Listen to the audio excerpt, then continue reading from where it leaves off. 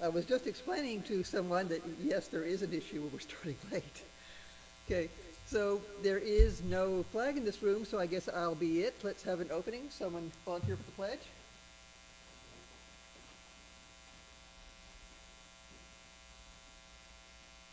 I guess that's me. All right. Scout salute.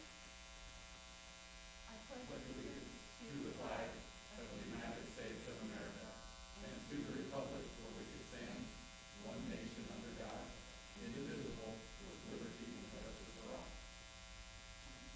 Thank you. Okay. Well, we don't have all the people here to make announcements that I expected. But before Stacy does the program announcements, I just want to mention a couple of things. It's time to have nominations for district awards. Cubmaster of the Year, Rookie of the Year. There's a whole list. Scoutmaster, Scouts BSA, Cubmaster, committee member, so forth. Sorry. Anyway, I mailed out the application form to the top 2 of the units this morning. So please, everybody share them so you can come up with some good nominations. One of the awards is District Award of Merit, about which there is some confusion. District Award of Merit is about outstanding service to your district. It's not the same thing as Silver Beaver. Silver Beaver is outstanding service to the council or to more than one district. So it's not just this next thing that happens after you get District Award of Merit. Sorry. Sorry. Anyway. Also, one thing that did not make Stacy's program announcements, Spring Fling, which was supposed to be this weekend, has been postponed to we don't know when. Rodney, I'll be glad to have you come up and talk about it if you like. Anyway, this means the Cub Scout shooting sports, which was supposed to be training class this weekend, is also postponed. If you go to the council website, go to the homepage, click Cub Summer Camps, more information, you will find links to all these summer activities which are not currently on the council calendar. And Spring Fling and Spring Family Camp have links to the summer events and to the training for Cub Scout shooting sports.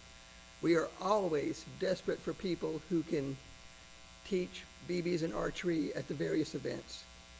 Just so you understand, that doesn't mean at your pack. And that's what I have for right now. Rodney, is there something you'd like to come up and mention?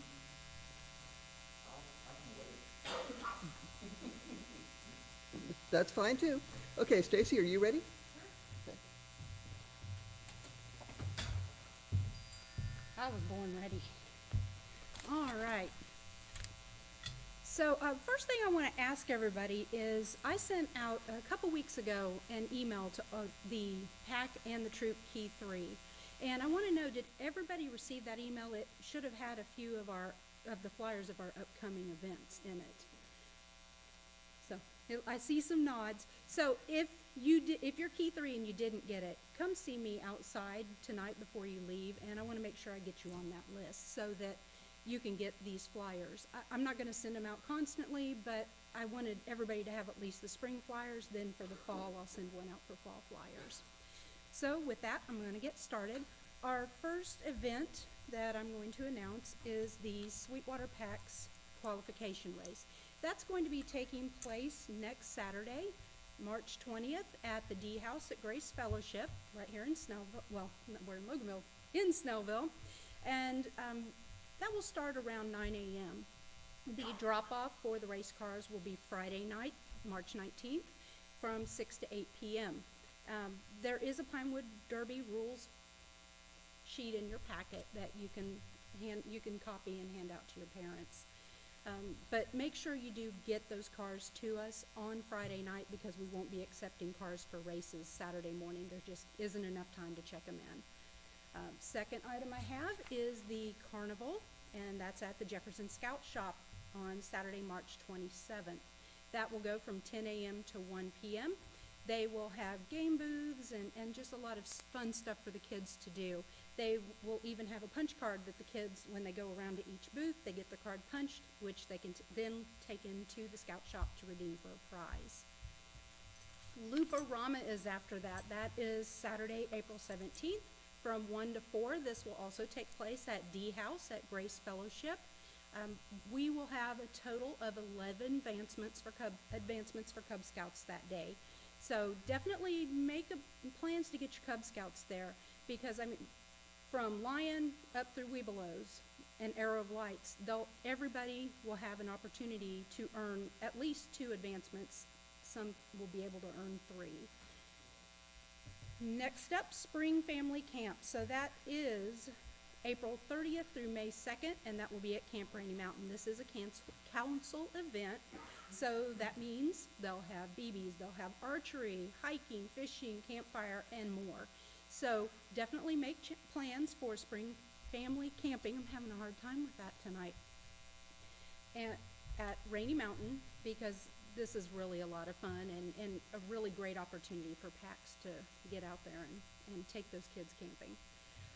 Do a Good Turn Day. That is still on the board for Saturday, May 8th. Everything else about it's still being determined. It takes a little bit of effort to create a conservation project for Cub Scouts, because we want to make sure that it's safe for them, that it's something that they can do. But we will have more information coming out about that just as soon as we have it. Cub Day Camp. That is the month of June. The theme this year is Weird Science, and I'll read off my list. I'll go down the weeks. So week 1 will be Snellville. Week 2 is Snellville STEM. Week 3, Loganville. Week 4, Lilburn, and week 5, Monroe. So, Rodney, I don't know, is there registration online yet? It's ready to go. When does it go live? Oh, it's live now. So, yep, start getting your kids signed up now. Moving on to troop stuff. So Spring Camporee, that's our next biggie that's coming up. It's March 26th through 28th at Scoutland. The theme this year is Rise to the Challenge. So the Scouts are going to be playing all different types of games. Some will have team building built in, some will have scout skills built in, some are just going to be for fun. So get signed up now. Let's see, safety officer. We are still looking for a safety officer. We need somebody who is CPR certified and first aid certified and at least 21 years old. So you can contact me at sweetwatermbc@gmail.com, or you can contact Joe Ashby. Introduction to Outdoor Leader Skills, IOLS, as we commonly call it. That is also at Scoutland and also on March 26th through 28th. So if you need this training, and all Scoutmasters and Assistant Scoutmasters need this training, then you're going to want to get signed up for that as soon as possible, because that's just a couple weeks away. If you are busy that weekend and you can't make it, then we do Etowah has a spring IOLS, and that will be on April 24th through April 25th, and that will be in Dahlonega. So a little farther to go, but you do have a second option there. All right. I got too many papers here. All right, Council High Adventure. This is something I talked about last month, and I want to talk a little bit about it again this month, because this is something we really need to get our scouts involved with, our older scouts. Most of these mainly apply to scouts 14 and older. But, I mean, where else besides scouting do kids get a chance to go climbing, whitewater kayaking, ride ATVs? We also have COPE and Ranger Camp. So your flyer's in your packet, which has the links, so definitely check that out. I know that for troops, maybe not every scout in your troop would enjoy this kind of thing, but there's a pretty good chance you have some that do. So even if you do a small group, or if they want to go as individuals, give them this information, please. Pathfinders. So that's taking place at Scoutland June 14th through 18th for week 1, and June 21st through 25th for week 2. They are offering around 24 merit badges this year. So this is a really good opportunity for advancement for your Scouts, BSA Scouts. I know with the last year, there may have been some issues with, getting those merit badges in. And I know some of our up-and-coming Eagles, or Eagle candidates are really trying to work towards some of those. So that is an opportunity. Camp Rainy Mountain Summer Camp. So I know a lot of troops have already chosen their camps, but if you have not chosen your camp yet for summer camp, definitely consider Rainy Mountain. The council supports our district, and last year was a pretty dismal year for summer camp. And now it's time for us to support our council. So, like I said, if you have not chosen a camp, please choose Rainy Mountain this year. And, let's show the support to our council that they really need. DIN Chief Training. So here's a few general things. So DIN Chief Training is coming up really soon, next weekend, Saturday, March 20th, and that'll be at Trinity Lutheran Church on Killian Hill in Lilburn. So this is an outdoor event, so it's going to be a lot safer for the Scouts and everyone. And it will take place on the field that's behind the church. So just wanted to let y'all know about that. Basic Adult Leader Outdoor Orientation, or BALOO as we call it. Ours, as everybody knows, was canceled or postponed actually to November 3rd and 4th. However, if you have leaders that need to take BALOO before November, Etowah is having a BALOO event or BALOO training on the weekend of April 24th. And Appalachia, which there should be a flyer. Did you have a flyer, Ed? Anyway, okay, sorry about that. So Appalachia, which is closer to us, they will be having BALOO on May 1st. So, if you have leaders that need BALOO, don't make them wait till November. Have them go ahead and get that done. Scout Show. Scout Show is Saturday, April 24th at the Gwinnett County Fairgrounds.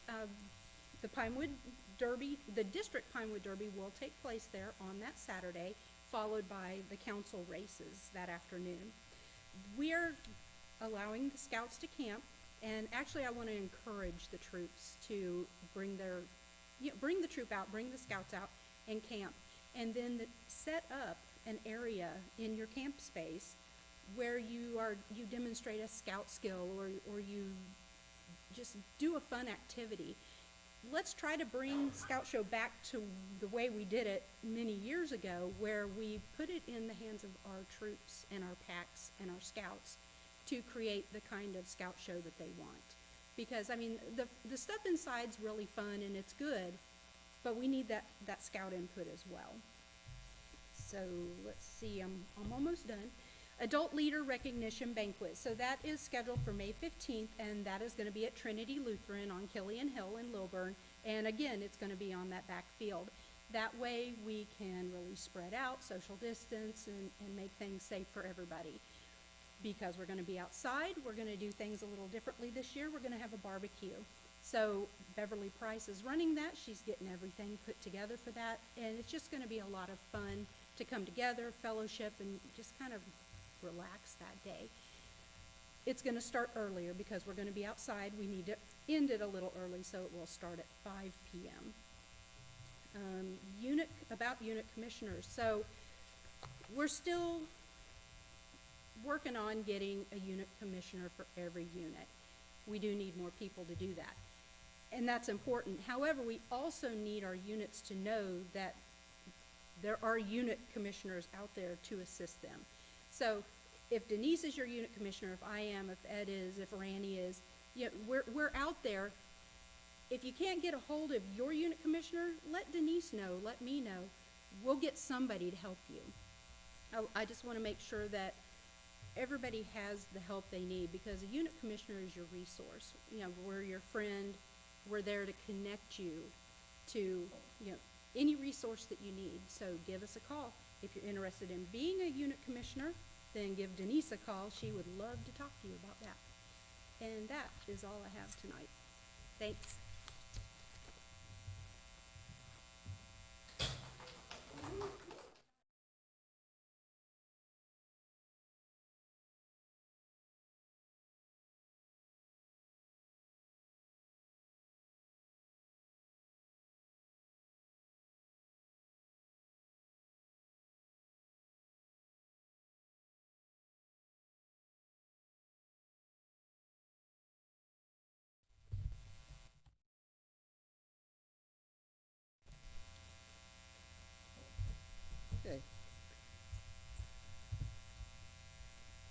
last month, I caught Jesse's talk about the Guide to Safe Scouting, about the acronym SAFE, supervision, assessing risk, fitness, and equipment, basically. There's a whole lot more to the Guide to Safe Scouting. It's an overview of scouting policies and procedures. It's designed to make the program safer, because the safety of the scouts and the scouters is our first consideration. It's a source for policies and procedures about safety, risk management, age-appropriate activities, restrictions, prohibited activities, additional resources. There's a list of policy changes since last year. There's a summary of materials provided by the BSA. Questions about 2D and youth protection are on the first page. For example, age-appropriate guidelines. Can Webelos participate in a camporee? Can they stay overnight? Good. In the last year, we have had updates to youth protection, camping, Sea Scout participation in climbing, animal and insect hazards, incident reporting, and activity planning and risk assessment. The program is evolving all the time. This is why the Guide to Safe Scouting is online, updated quarterly. If you get the printed book, it's updated every year until 2018. And the Scout Store tells me it will be a while before the next one because of the issues BSA is dealing with right now. It's slowing down publishing. Contents: youth protection and adult leadership, aquatics, camping, including age guidelines and the definition of family camping, alcohol, tobacco, and drugs, medical information, chemical fuels, activity planning, risk assessment, sports and activities, to include shooting sports, caving, canyoneering, climbing, slacklining, knives, parade floats, and hay rides, insurance, transportation, winter activities, animals and insects, incident reporting, and a whole bunch of checklists: motor vehicle and driver, meeting place inspection, flying plan, service project guidelines, all kind of stuff. This is the most useful book there is, next to your handbook. Really, you need a copy of it with you, whether online, where you can get it on your phone, which is impossible from Rainy Mountain, by the way, or just carry a copy, print one out, but have it with you when you're out doing things. The other thing I'd like to mention, Webelos crossover. People ask me every week, well, where do I find troops for our Webelos? Where do we find packs to get Webelos? But your parents are either relieved that they're not going to be on that next camp out, or they're scared to death because they're not going to be on that next camp out.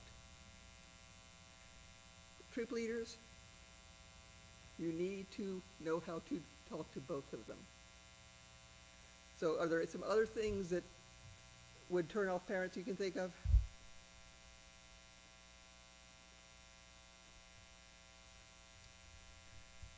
I mean, for the Scouts, have them outside, build a fire, they're happy.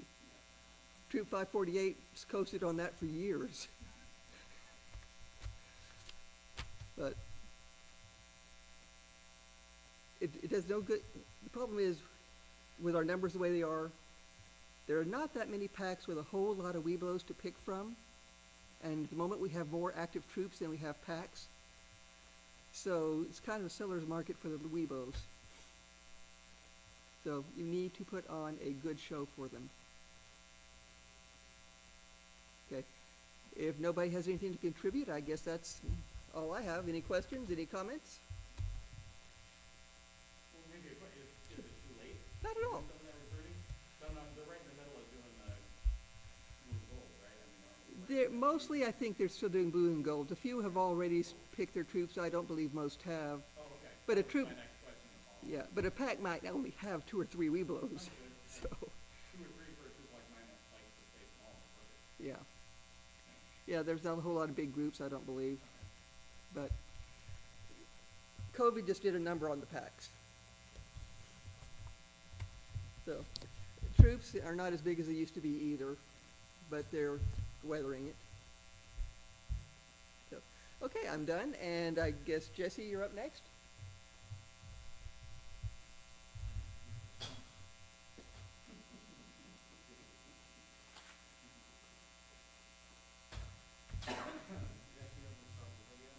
Yes, I was just going to mention that.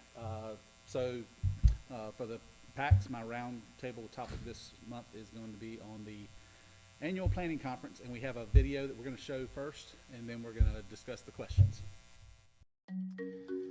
Sometimes I ponder the great mysteries of life, such as, why are there interstate highways in Hawaii? If you're in a vehicle going the speed of light, what happens when you turn on the headlights? How do you know when it's time to tune your bagpipes? You may think such deep thoughts at times, and one of those thoughts may be, what makes a great Cub Scout pack? We will explore the answer to this question for the ages during this roundtable. Welcome to Roundtable, and as we explore the mysteries of Cub Scouting and what makes a great Cub Scout pack. We will explore this together, and at the end, you should find the answer to this burning question. We're going to approach this with a metaphor of being sick. When you're sick, you know that you're sick because you're showing symptoms, a fever or a runny nose, and you may take something to treat those symptoms, to break the fever or stop the runny nose. However, if you continue to have a fever, you want to find the cause of that fever. You want to find that disease. So in addition to treating the symptom, you want to treat the disease to keep those symptoms from returning. So in Cub Scouting, what's the most common disease, not symptoms, but disease that we find with Cub Scout packs that are struggling? We know that not conducting an annual program planning conference is that disease. Okay, don't let the word conference intimidate you. How about an annual program planning party? The name is not as important as the purpose and the results. Just like eating right, staying hydrated, and exercising can prevent health issues, conducting an annual program planning is the best thing you can do to get your pack healthy and keep it healthy. Our prescription for every pack is to conduct an annual program planning conference. Now, during this roundtable, we're not going to go through the details of how to conduct one. Instead, we will share some proven techniques. To learn how to conduct an annual program planning conference, simply go to My.Scouting in the BSA Learn Center, complete the Cub Scout training module, Annual Program Planning for Cub Scouting. Now, that's found in the PAC Committee Chair training track of Earning Your Training Strip. This 18-minute module will walk you through the details of how to conduct this conference with your pack. In the training module, there is information about the secret sauce of scouting. Now, this is a research-driven project that discovered the 3 key ingredients to this that's found in scouting programs that have high retention and participation among their families. Now, the first step is that the PAC committee chair and the Cub Master should meet to discuss the annual program planning and make some decisions. In addition to setting the date and time and location of the event, there needs to be a decision on what kind of planning event do you want. Do you want this to be a conference with adults only? Do you want it to be an event for adults and Cub Scouts? Or an event where all family members are invited? For example, as Cub Master, I met with our PAC committee chair, and we decided to make our conference family friendly. We made ours a summer picnic with hamburgers and hot dogs, fun activities for the kids, and we conducted it on our committee chair's property. Now, all families were invited and expected to attend. We kept it fun and casual atmosphere. Now, this helped us build a community. I want to point out that the element that made our planning conference a success was that it was something that we knew our families would enjoy, and it was something that they could look forward to.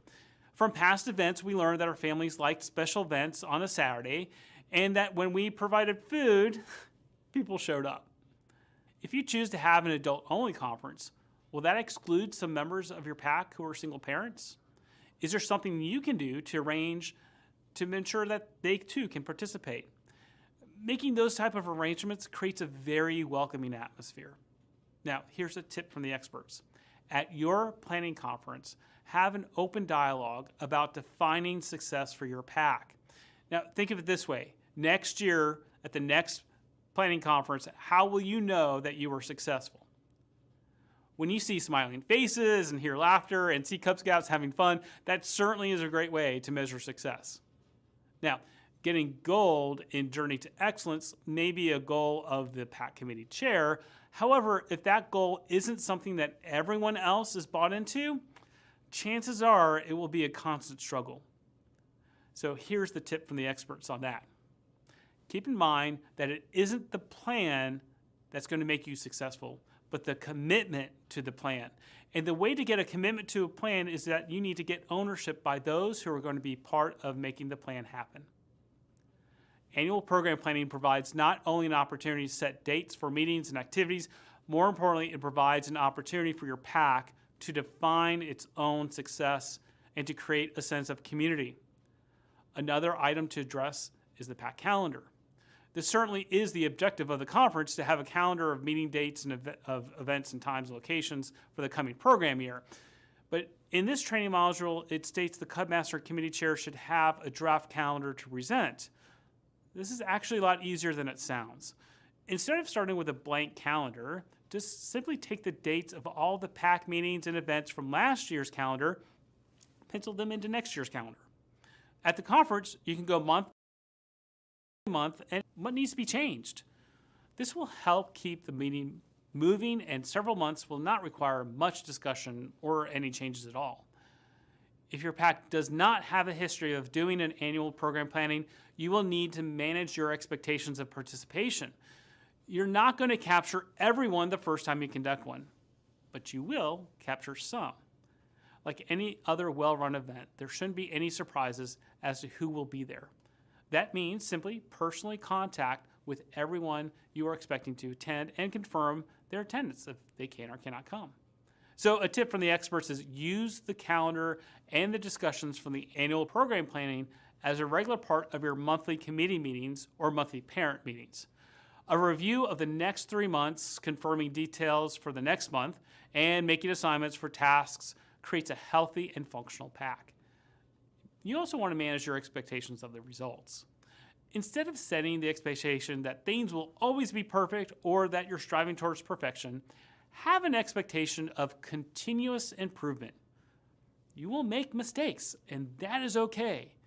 Learn from them, make adjustments, and move forward. So, what makes a PAC great? Conducting an annual program planning is a major factor in making your PAC great. It will help you build a community for your families, and when a community works together, it can overcome any challenge. Now, it's time for you to share. For the remainder of the session, consider these questions. If your PAC conducts an annual program planning conference, what part of the conference do you feel your PAC does well? What part of the conference do you think your PAC could improve on? If your PAC conducts an annual program planning conference, why do you think it is an important part of how your PAC operates?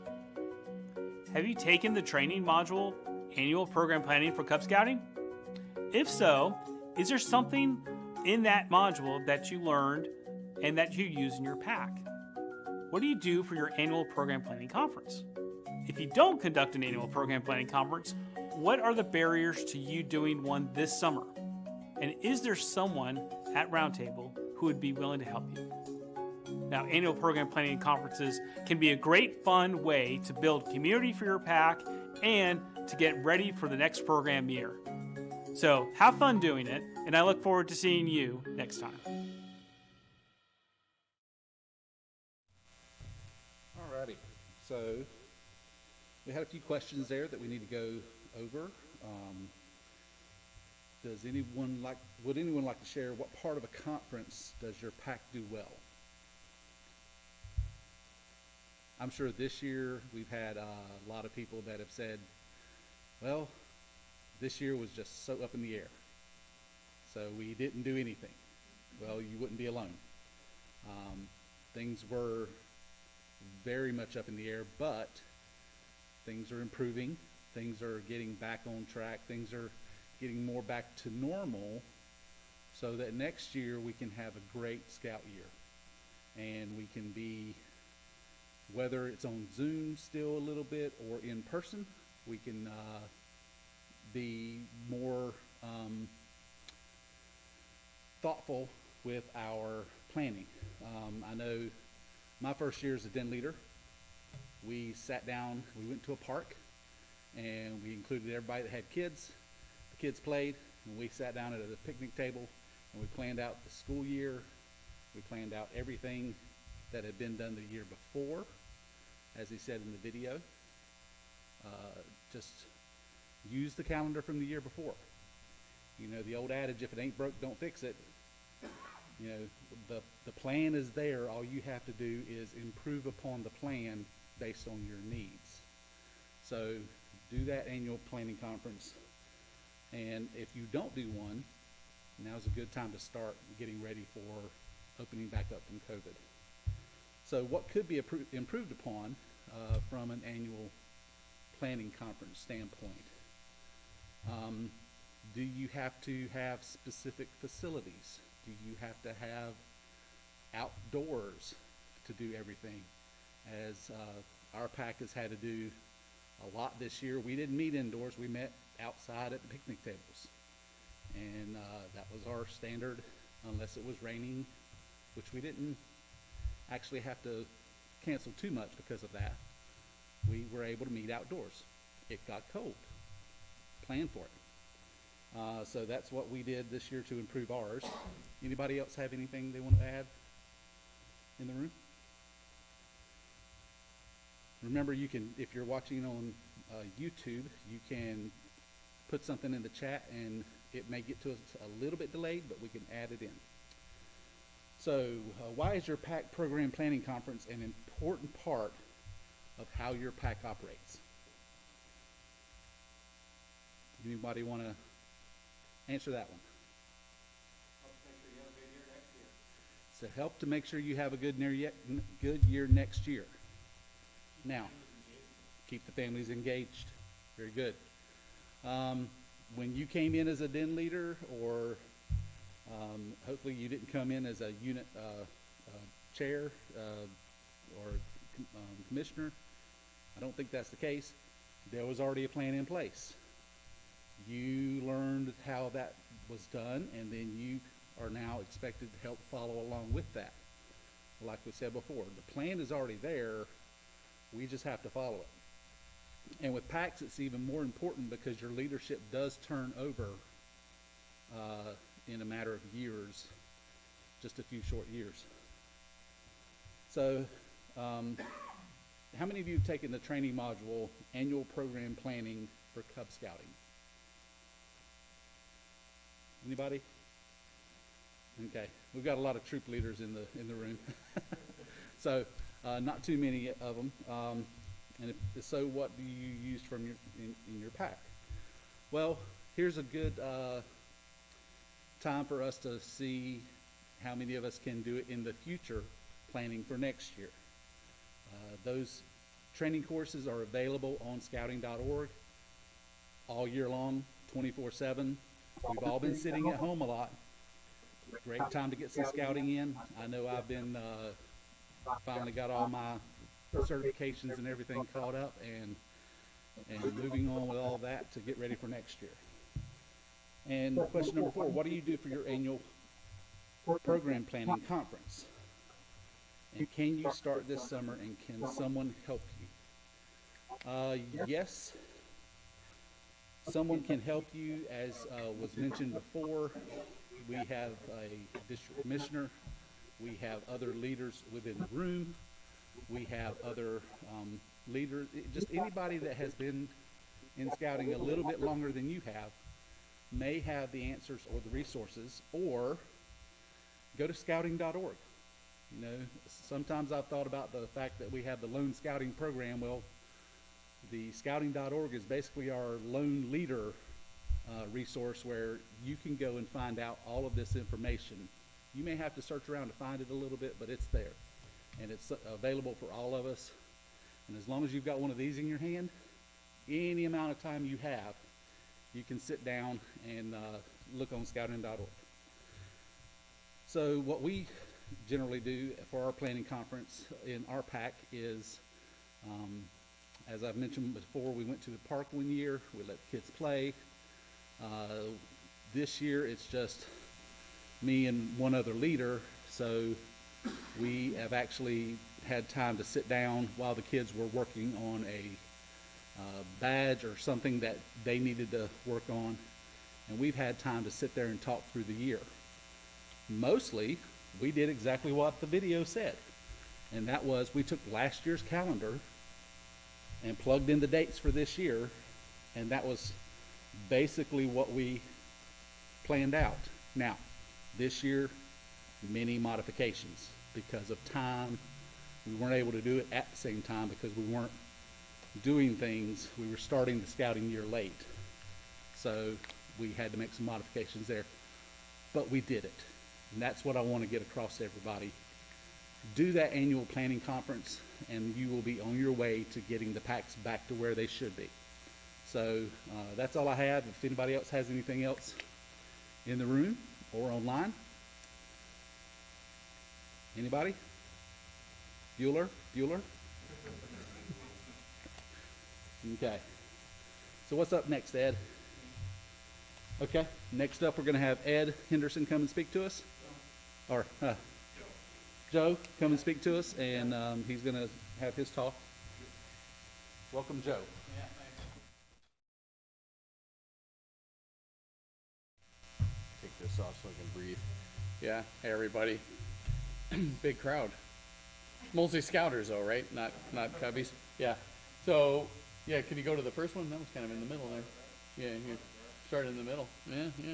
Stealing my thunder. So while he gets that squared away, I just wanted to go ahead and plug the camporee again. Since I'm the coordinator for the camporee, Stacy mentioned the need for a health officer, someone who is CPR and first aid certified. That's a requirement for us to actually be able to even hold the camporee. I also need some adult help with the games, kind of helping run the games in the morning and supervising the games in the afternoon. So the idea is the morning games are more, excuse me, kind of scout skill, problem solving, team building oriented. Those need actual adult leader running of the games, kind of putting into practice some of the things they've been learning over the last 3 camporees. Stuff in the afternoon are more kind of team sport game kind of stuff like kickball and soccer and not soccer, but frisbee and football and stuff like that. We just need some adult supervision. So if your troops are coming, please let me know. I definitely need some help with those. Can't supervise and run all those games by myself. So j_ashby@bellsouth.net. It's on the flyer on the website. I won't say any more about that. Has anybody sat in? I've done this a couple, 3 times before where I've talked about wilderness. Has anybody sat in on any of these talks before at the camporees, at the roundtables? Anybody sat in those before? Yeah. So I want to talk about wilderness, the capital W. This is a bit of a civics kind of lesson, but I think it's really important. And it's actually important for Cubs too, for Cubs and Webelos, because if you do a day hike or any kind of outdoor recreating, you may wind up in a wilderness area. You may not even know that that's what you're doing. And there are rules that apply for how you conduct yourself when you're actually in a wilderness.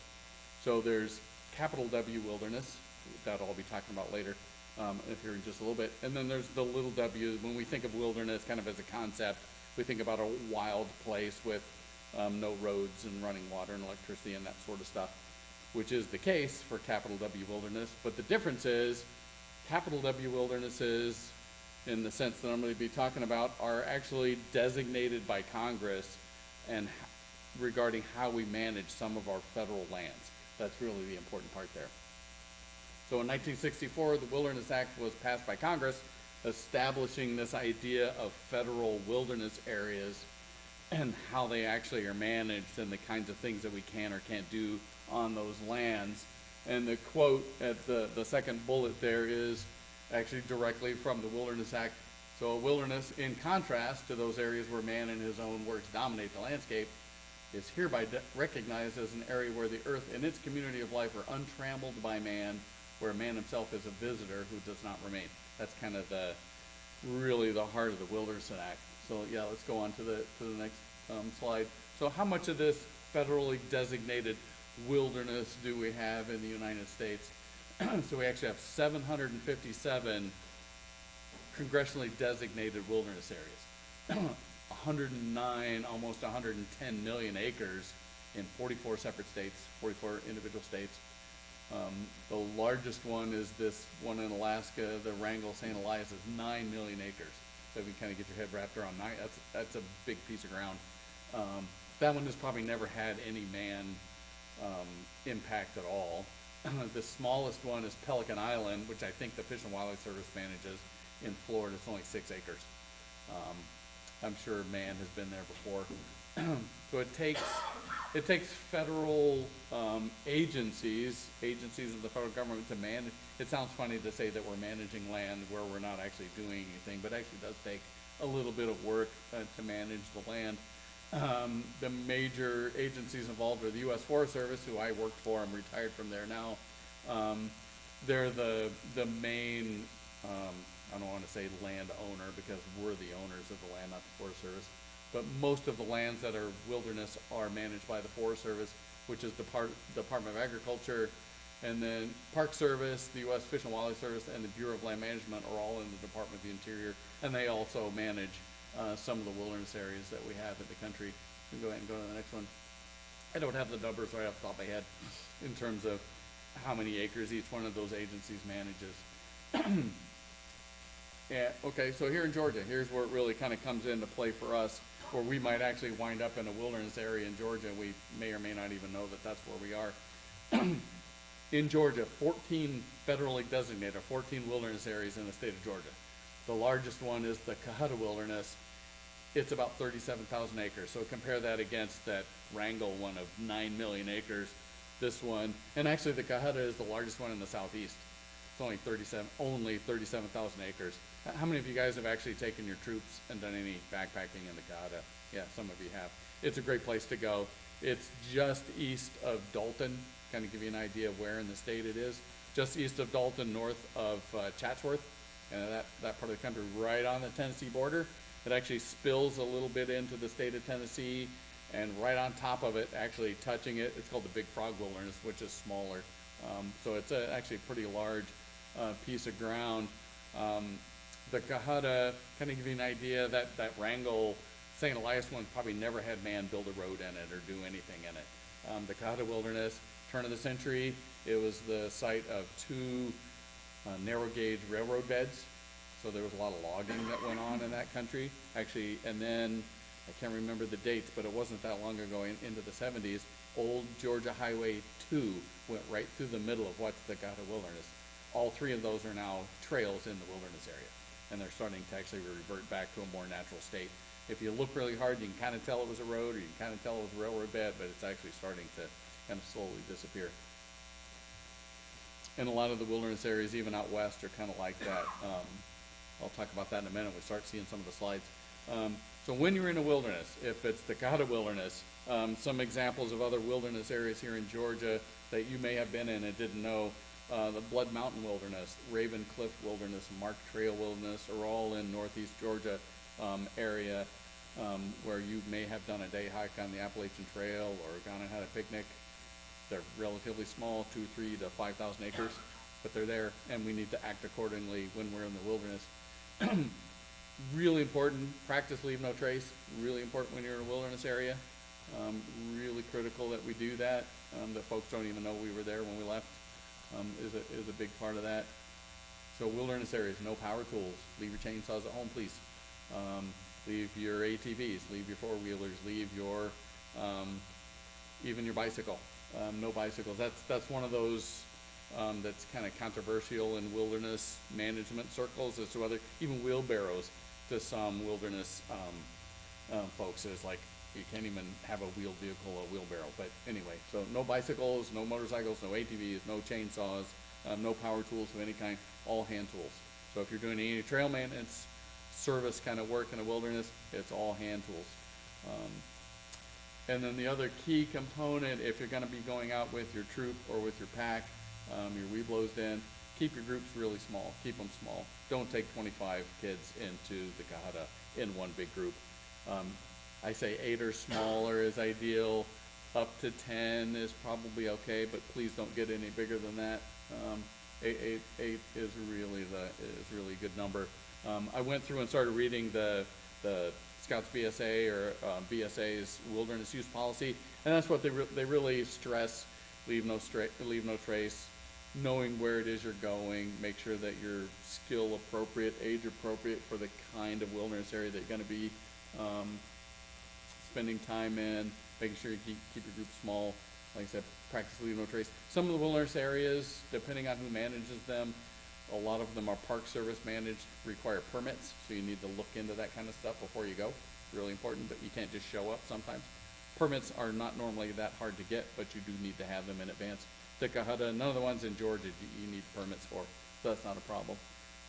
Other wilderness areas that you might actually come in contact with or might be willing to go to, the Citico Creek in Tennessee, the Big Frog that I mentioned in Tennessee, North Carolina, be Joyce Kilmer. Shining Rock is another one in North Carolina. Ellicott Rock in the South Carolina-Georgia border. Actually, this Ellicott Rock wilderness is very close to Camp Rainy Mountain. It's so that's that part of the country. So let's go ahead and go to the next slide. All right, so if you want to learn more about wildernesses nationwide, this is a really good website to go to. Every wilderness in the country there'll be detailed information about it, where it is, how big it is, who manages it, whether you need a permit, all those kind of things we just talked about. It's wilderness.net. Pretty simple to remember. I haven't looked at that website in a while, but at one point it had every wilderness. It would tell you if there were these volunteer organizations that help manage the trail systems in the wilderness. And then that way your troop could get hooked up with one of those volunteer organizations. But lots of opportunity for service, lots of opportunity for adventure, right here in the United States. Like I said, 100 million acres worth of adventure. Another one in Georgia, Cumberland Island. That's actually a federally designated wilderness that some of us have maybe been to and didn't know that that's what it was. A lot of the larger ones, actually the Cohutta has a volunteer organization that does trail maintenance work in the wilderness. If you ever wondered how all those trees get cut and things moved out of the way, or the trails fixed up if they get washed out, or those little they call them water bars, little ditches that go across the trail, how those get made or built or maintained, it's these volunteer organizations that do it. The federal agencies really don't have the money or the workforce to really do it anymore, and they really rely on us to do that kind of work for them. Really helps us kind of pay it forward and pay it back. We get an opportunity to recreate on it and then help it get to be better for folks coming in behind us. So yeah, if you wanted to do any trail maintenance work or help with the Cohutta Wilderness here in Georgia, Team Conasauga, one of the major rivers that runs through the wilderness is the Conasauga River. They do a trail maintenance activity. It's usually the first Saturday of every month. They've got something planned. And if you wanted to start getting their flyer, go to that website and kind of get signed up for the flyer.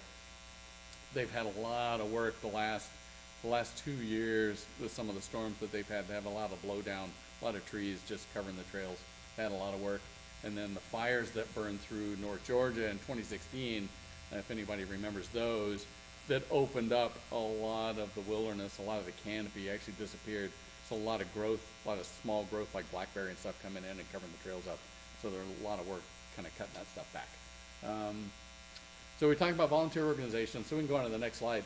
So this is really about us and what my troop has been doing directly related to volunteering and spending time in a wilderness area. Through luck with my work with the Forest Service and a coworker, I found out about an organization called the Bob Marshall Wilderness Foundation. That's this bmwf.org link at the bottom of the screen. So this gentleman, Fred, he spent his entire career, this is a northwest corner of Montana, just south of Glacier National Park. It's 1.5 million acres of wilderness. It's big. He spent his entire career as one of the recreation managers in the Bob Marshall Wilderness Foundation. He retired, and the very next day he started volunteering for this BMWF. Just to give you an idea, well, he was really loved what it is he was doing and where he was doing it. So this Wilderness Foundation, I think some of these other volunteer groups do the same sort of thing, kind of like the Appalachian Trail Club. For us, the Wilderness Foundation, they provide food, they provide all the tools, they provide training for us, they provide a crew boss, and they give us a place to work. And we supply the labor. And we've been doing these trips now. We're actually, we got COVID canceled last summer. We're actually in the process of getting our trip rescheduled for this summer. This will be the 5th year that we've been going usually every other year doing this. We spend about a week in the backcountry and then a couple of days on either end doing little kind of tourist kind of stuff. That Vimeo.com is a video of what's it like to do volunteer work for the Bob Marshall. But if you go to the bmwf.org website, that video is available, so you don't really need to click on that link. So I think the next few slides are pictures from our trips, just to get an idea of the kind of stuff that we've been doing. This trip, this was the very first one. Because it was the first one, we actually went to Yellowstone for grins, just for fun, because we could do it, because we were out there. The problem was it's about a 9-hour drive from the wilderness where we actually did work. So we spent 3 days in Yellowstone, watching the buffalo and the geysers and that kind of stuff. We took, see how many scouts are there, 1, 2, 3, 4, 5, 6. We had 6 scouts, 4 adults. We had the 10 number that I was talking about before. This one was one of my favorite trips, but let's go on to the next slide.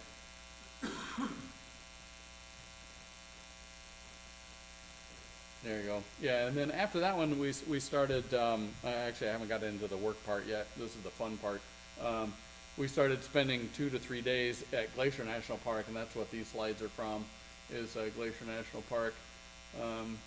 Some years it snowed in, and other years it's not, even though we go generally the end of June to the 1st of July, which for that part of the country, it's hard for us to kind of wrap our head around, but that's actually really early in the season for them, for snow. This Logan Pass area, it usually is only open about a week before we get there at the end of June. A lot of times it's actually still snowed in up to that point. This was a low snow year. What we do, we'll backpack in. You can see it's just absolutely beautiful country. We'll hike in one day to a base camp area, an area that we set up as our base camp. And then from there, we go out and do our trail maintenance activities or whatever it is the foundation needs us to do. There's kind of scenes from, that was like trip number 2, I think. We actually stayed at a place called Black Bear Cabin. Sometimes we're staying in totally wild area. We got to set up everything. A couple of times we've actually used cabins, ranger cabins that were built in what's now a wilderness area. It wasn't at the time, back in the teens and 20s. So these are cabins that were kind of grandfathered into the wilderness system. But if they burn down or whatever, fall down, they're not going to rebuild them. So we'll go ahead and go on to the next one. So everything comes in. You feel like you're in an episode of Gunsmoke or something. All the food, all the tools, the saws, the axes, shovels, all that sort of stuff comes in on these mule trains. So that's just pretty cool. That's just a neat kind of deal. And the dude on the left part of the picture, the old geezer looking guy, that's actually my friend Fred. He's the real deal. He's not pretend. Yeah, he was actually they call him packers. He was actually the packer for one of our trips. Something I learned about mules. The mules at night, they don't tether them. They don't hobble them or tether them. They have a mare that they hobble or stake out. The mules stay with the mare. They don't leave. I don't know why. They just hang out. They don't wander off. I don't know why I thought that was interesting. But, so this is kind of an example of the kind of work that we were doing. It's all 2-person crosscut saws, 1-person crosscut saws, some little hand saws, maybe some lopper work or sling blades. So on the left, that's one of our scouts from the last trip that we took with our crew boss using the 2-person crosscut saw. The instruction manual is one line: push, don't pull, or pull, don't push. Just think about that for a minute. When you use the saw, you pull, you don't push. And then there was a scene of the trail, just how much blowdown there was. That particular trip, we only worked on a 3-mile section of trail over the course of a week, and we cleared more than 200 trees in that 3-mile section. So there was a lot of work. There's another scene from the scouts doing their thing. They really got into using that crosscut saw. This is our base camp. Like I said, this was a base camp where we weren't set up in a cabin, so we had to set up everything, set up a fly, a fire. is grizzly bear country too, which kind of adds to the excitement. So the crew bosses are really good at teaching us how to behave properly in grizzly country, which isn't the same as how we behave here. It's close, but you have to be even more careful. That was my tent set up in the corner. All these kind of white flower-looking things, they get up about this tall. It's bear grass. It was we were there at a good time of year to see that stuff. We can't eat it. I don't think the bears don't eat it either, but they call it bear grass. Like I said, they supply the food, but because we're a scout trip, we plan we set up the duty rosters. We got the KP and the cooking just like we do on a regular camping trip. So we can go ahead and go on to the next one. This was our first year that we went. All 10 of us slept in that one big wall tent, and because this mule's bringing in all the equipment, we don't have to carry it. We had tables and chairs and nice dining ply, and the most exciting part was Fred was super excited. He camped with us on this one. We had a toilet seat. He thought that was the best thing ever, that we actually had a toilet seat. We didn't have an outhouse in this setup. We had to dig a latrine, and then we built the frame so we could put the toilet seat on, but he just thought that was the best trip ever. Yeah. Do you have a question, Dave? For this one, it's really kind of up to us to really judge as to whether we think a scout is really capable of doing it or not. But I don't see a scout younger than 13 really being able to do this. Yeah, you're right. It's considered a high adventure trip, really. We're hiking in anywhere between 5, and this trip here in this picture was 12 miles. So it really kind of runs the gamut. I mean, just about any of our scouts could do that 5-mile hike in. But 13, first class would be really ideal. So you've got kind of your basic scout skills really laid out and have gone on a backpacking trip or two to know whether you like that kind of thing or not. Yeah. Mm-hmm. Yep. Yeah. So this is an idea of what it looked like when we were actually in cabins. The one cabin on the left was actually a newer cabin. This is the older one on the left. It was built like 1920. It was actually a ranger station at one time. It's pretty cool. It's 2-story log cabin, hand built. Pretty impressive. And again, there's Fred, my buddy. Doing our favorite thing, hanging out on the porch. And just to give you an idea what the country looks like, you can't beat it for views that nobody other than the people that are willing to work and walk there get to see. Nobody else can see these. This particular peak right here is called Vinegar Mountain, the one that the scout on, one of the scouts on the left is standing on. It's called Vinegar Mountain. It was a 3,000-foot elevation gain over a 3-mile trail, so it was really steep. And when you got to the top, it was a bald.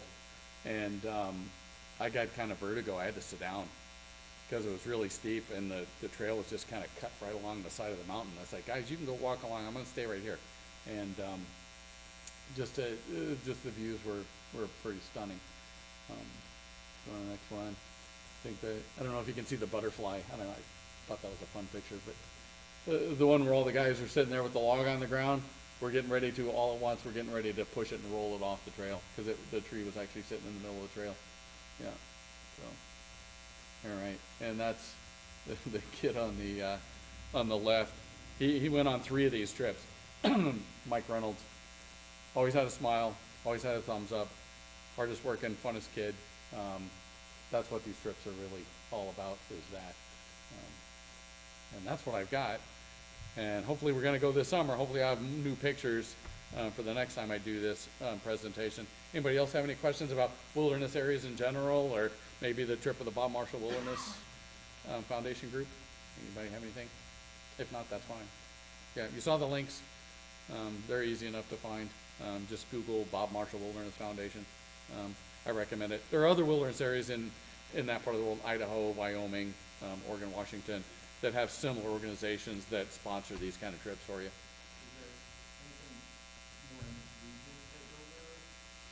Well, yeah, the Appalachian Trail Club would be one that you could talk to. They're a little more, it's not quite this kind of backcountry kind of an idea. It's a little more organized and almost urban feeling in comparison to this. Probably the Team Conasauga that works in the Conasauga River area would probably be your best bet. I don't know if they do a lot of overnighters. I don't get the feeling they do a lot of overnight trips like this. They do a lot of day trips. There are probably some in North Carolina that I'm just not aware of. That wilderness.net website may give you some leads of other things that you could check into. Yeah, but I recommend any of these kind of things. It's really a good way to, it's a high adventure trip with a service component, which I really like. I mean, things like Philmont are great, but this you're not just having fun, you're actually kind of giving back a little bit at the same time that you're having this kind of adventure. Yeah. Right. Right. Exactly. Yeah. Right. Yep. Right. Yeah. Yeah. I said that this gentleman right here, he's a young man now. He's mid-20s, late 20s. He went on 3 of them. He went on the first 3. You know, just couldn't get enough. And I had others as adults. Can I come back now? I said, I'm sorry. You know, I got other scouts that want to come. So, and they can be. I think they're really life-changing, life-altering. Yeah. Life-affirming. A lot of the scouts that I've taken have never really been west of the Mississippi. They're really exposed to other parts of the country, other kinds of professions that they could get into, exposed to all kinds of different things they would never get involved with otherwise. Yeah, exactly. Yeah. And it's just, for me personally, it's just a ton of fun. Get to a really beautiful part of the country. Yeah. Anything else? Any other questions? You said something else, David, that triggered a thought, and it's gone now, so I don't remember what it was. If it comes back, I'll send you an email, let you know what it was. Yeah. So that's all I have. Thank you very much. Appreciate it.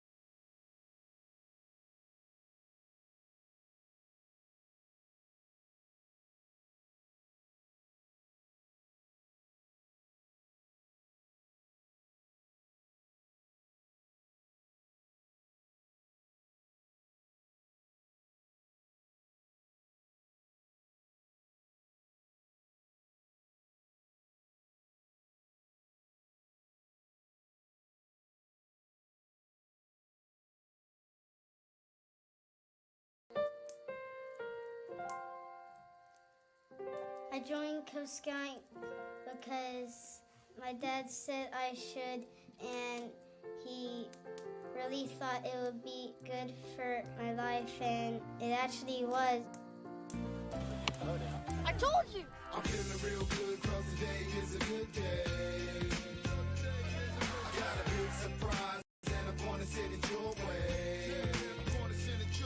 It's a wonderful time, everybody, let's celebrate.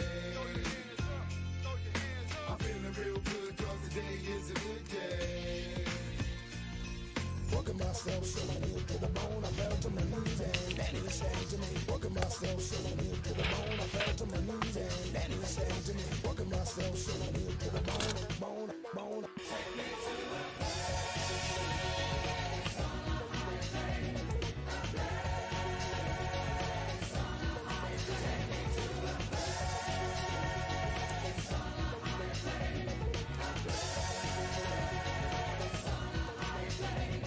What can be better than going on a hike up a mountain, up that tall elevation to see just nature at its best, get nice photographs, take that home, show that to your mom.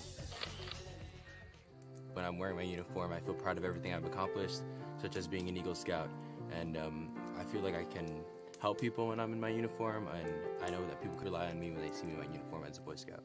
I am a champion, I'm a walk tall, I can't fall. I am a champion, I'm a walk tall, I've done it all. I am a champion. I'd like to present to you our newest Eagle Scout. I am a champion. I am a champion. I am a champion.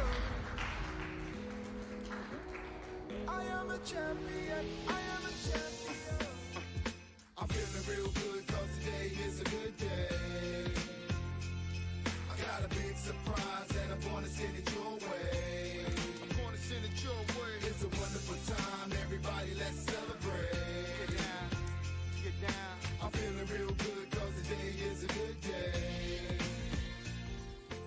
scouting skills apply not only in scouting, but also in the real world as well.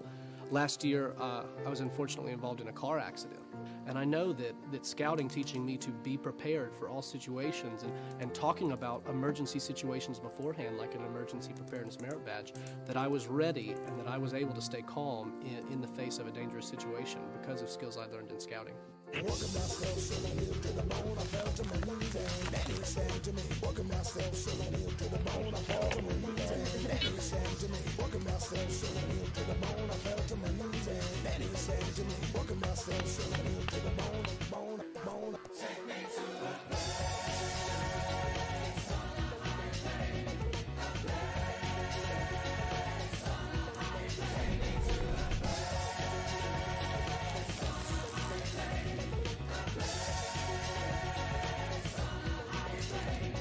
People always come back with smiles on their face. Once in a lifetime experience that I hope to do again. Will you do that? I got a big surprise and I'm gonna send it your way. I'm about to send it your way. It's a wonderful time, everybody, let's celebrate. I'm feeling real good cause today is a good day. Come on. I'm feeling real good. Yeah, I said I'm feeling right. I'm feeling real good. That's right. I'm feeling real good.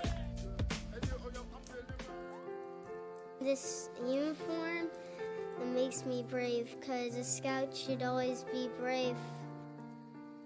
Well, it's a high adventure thing that the older scouts like to do, so we just like to do it because we can.